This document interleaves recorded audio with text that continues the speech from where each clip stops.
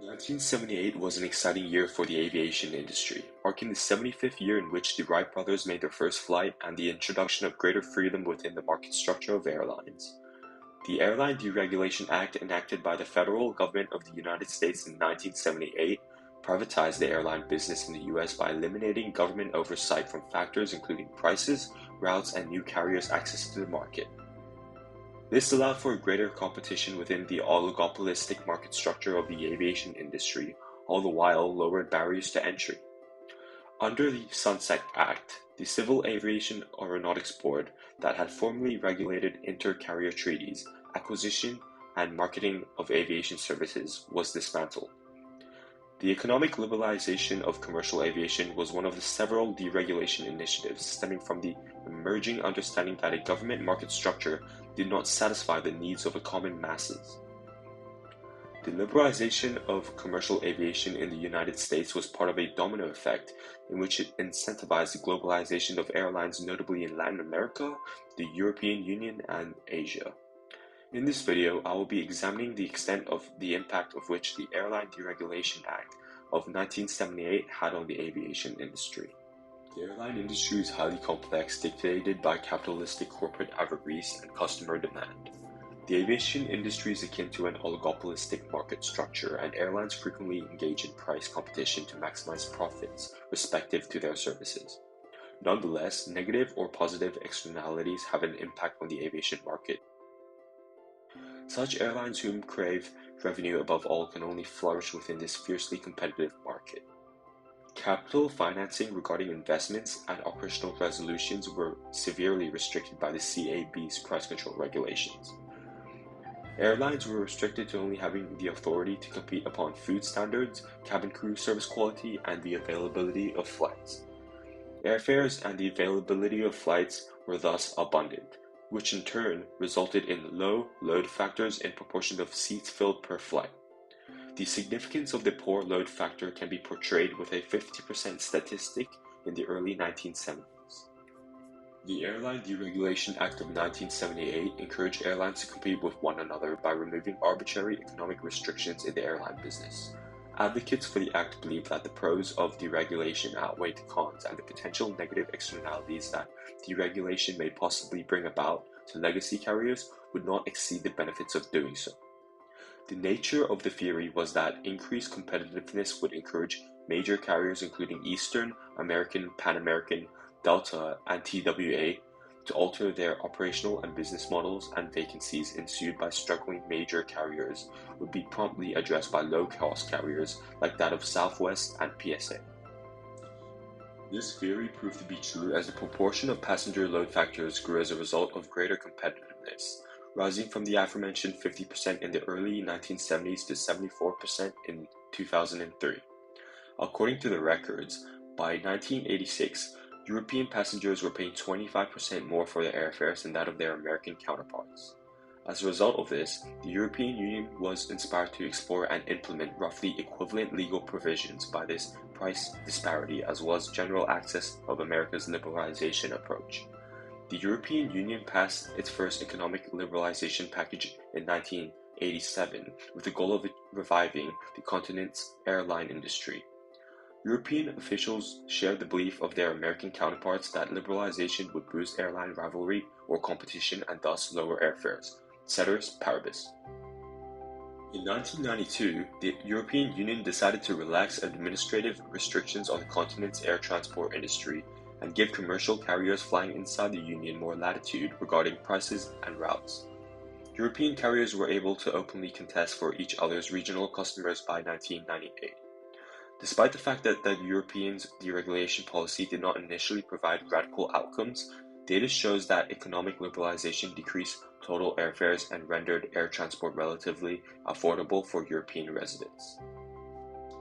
Although hubs were established prior to the Deregulation Act of 1978, the elimination of barriers to entry, together with loosening of emerging acquisition regulations for airlines, allowed existing firms to combine hub and spoke networks. The image in this video refers to two airlines before deregulation, showing that two commercial airlines were conducting flights to significant locations on a point-to-point basis. A few direct connections can be seen. However, they primarily come at the trade-off of infrequent flights and expensive airfares. The two commercial airliners cover several places, but in various manners. The links would likely prove to be troublesome. As a result of deregulation, both airliners were able to optimize the efficiency of their flights, creating a system of hub-and-spoke connections. One typical result is where each carrier takes control of a hub. Thus, flights are adjusted such that twin hubs are interconnected to a number of spokes. Both carriers frequently contest for routes connecting their respective hubs, provided that consumer demand constitutes for it. Whilst consumers acquire convenience from increased accessibility and reduced airfares from hub-and-spoke networking systems, the concept benefits both stakeholding parties as well as commercial carriers that may achieve a monopolistic market structure within its sector, all the while increasing passenger load factors. In spite of this, airport hubs do have certain practical and technical limitations, though. Hub airports are susceptible to interruptions because of congestion issues that could occur with regard to quantity of gateways as well as supply slots for arrivals and departures. Additionally, direct juncture flights prove to be significantly more practical as consumer demand for flights increases. Low-cost carriers mainly fly point-to-point. This is because point-to-point connections conclusively demonstrate to be more economic for low-cost carriers to operate, despite network hubs providing better passenger convenience for destination. The variety of strategies put out in relation to the emergence of new competitors and low-cost airlines would persevere and enter the conventional airline marketing strategy. Unbundling, or the incorporation of extra charges that are independent from the cost of an airfare, was perhaps the most notable of these changes. Several justifications contend that unbundling is a valid tactic since airline passengers frequently choose flights solely on the best value, omitting the extra cost for things like check-in luggages and seat selection. Ultimately, this allows for low-cost airlines to maximize profits, circumventing federal ticket taxes by means of generating revenue through additional services. These ticket taxes go to the National Aviation Trust Fund. The FAA Air Traffic Control Administration and modernization comes from this fund, which is mostly made up of legally imposed charges on airline tickets. With low-cost airlines avoiding this payment through unbundling schemes, a diminishment in the quality of air traffic services would, in theory, potentially be feasible. However, the reality is not the case, as Nation Aviation Trust Fund capital has been proven to be sufficient. Deregulation of the airline industry is generally viewed favorably. Carriers battle for passengers, and the prices are affordable. Numerous carriers now offer more flights among more locations. A single journey ticket from Los Angeles to New York can now be obtained for as little as $200 presently, and 50% of Americans now travel by air annually. Deregulation is frequently considered as the primary cause of growth in the air transport industry during the last 35 years. Without a doubt, deregulation also hurt the aviation industry. Existing airlines suffer heavy capital losses when fixed minimum fares are set by Civil Aeronautics Board were eliminated. Due to airlines' ongoing struggles to maintain profits, mergers have become commonplace. Following the Airline Deregulation Act of 1978, in the short run, regional airports suffered from the normalization of the hub-and-spoke networking system.